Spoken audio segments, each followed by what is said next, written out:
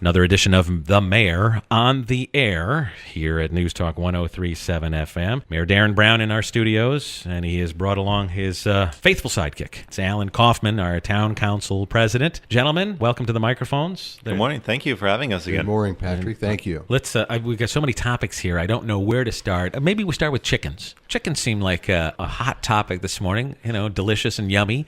So chickens in the borough was on your topic list. And Yes. I know you've gotten either an email. And by the way, if you want to email the mayor or Alan with a topic for dialogue on our weekly visit with the mayor and Alan, town council president, you send that to mayor@chambersburgpa.gov. mayor@chambersburgpa.gov. All right. So do you want to tear into the chickens first? Well, we don't really, I would love to. We don't really have much information at this point because, let me start from the beginning.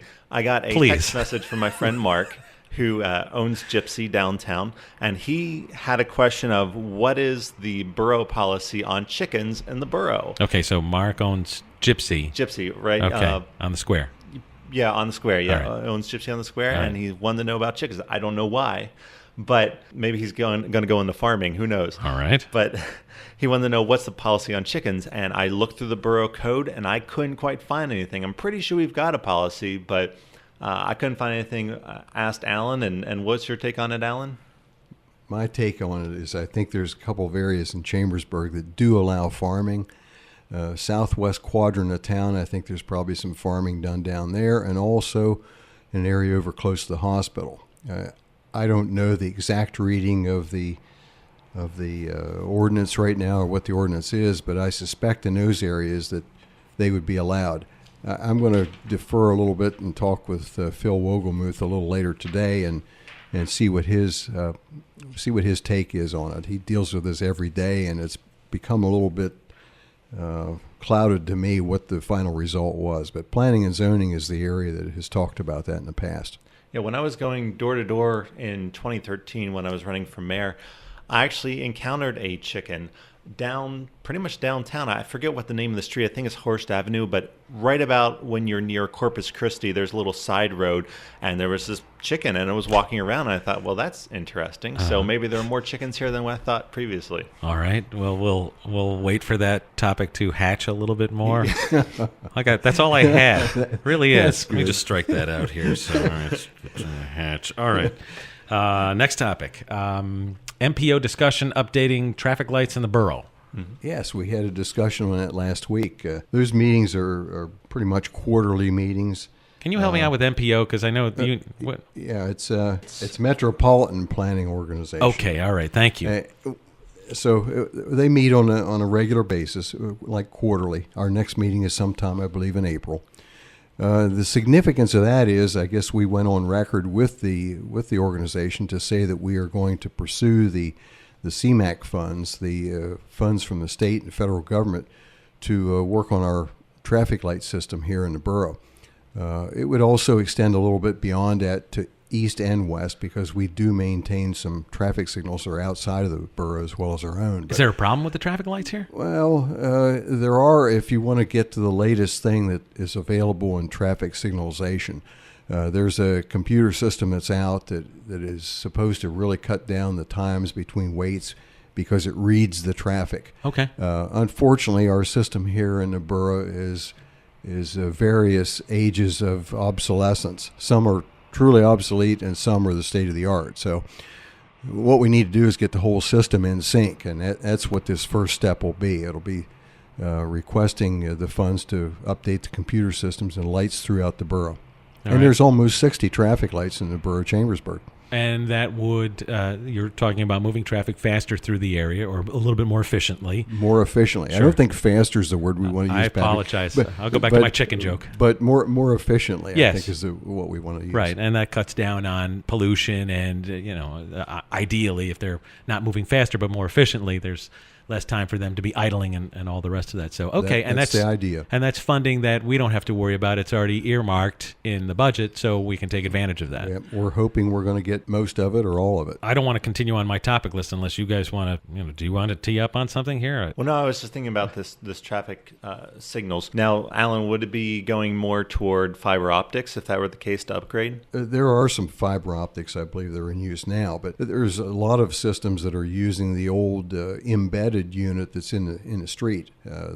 I guess they're electromagnetic. By and large, most of the new things have been installed, especially in the area of Norland Avenue, use the camera technology, whether there's fiber optics included in that or not. But that's ultimately the best thing to have is a fiber optic system. Because, I mean, literally it sends a signal at the speed of light because it is using light.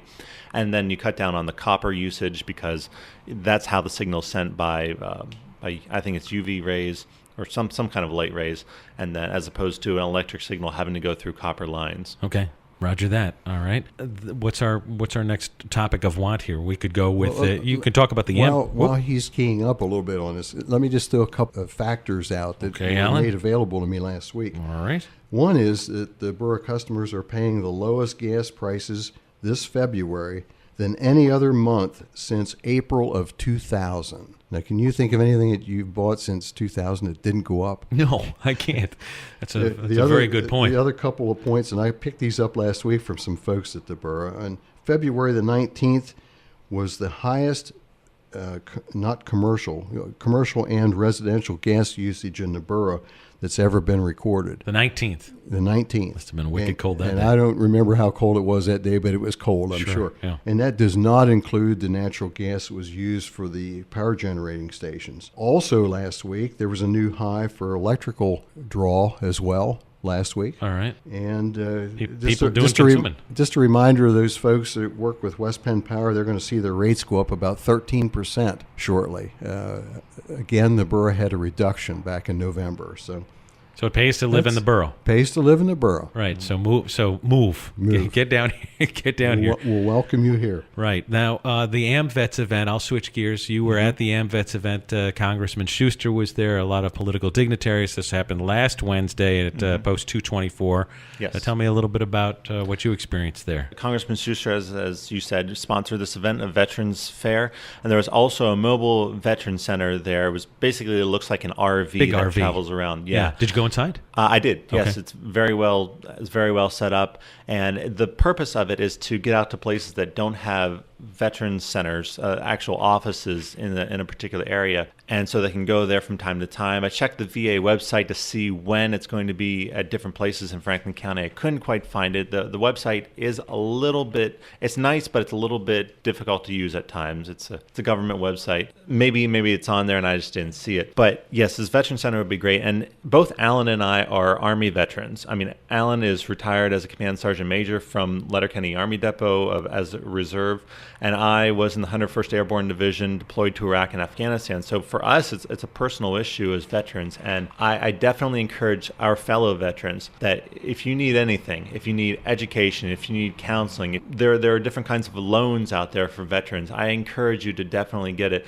Along with Congressman Schuster was Mike Ross from the Franklin County Area Development Corporation. And he was saying about how they are looking to get an office here in Chambersburg so that veterans can go there, get their paperwork done as they prepare for whatever type of, to get whatever benefits they need. And I am surprised that here in Franklin County, where we have more than 13,000 veterans, largely because of Letterkenny Army Depot, that we don't have something like that. But I'm glad we're moving forward. I think it's due time to get that.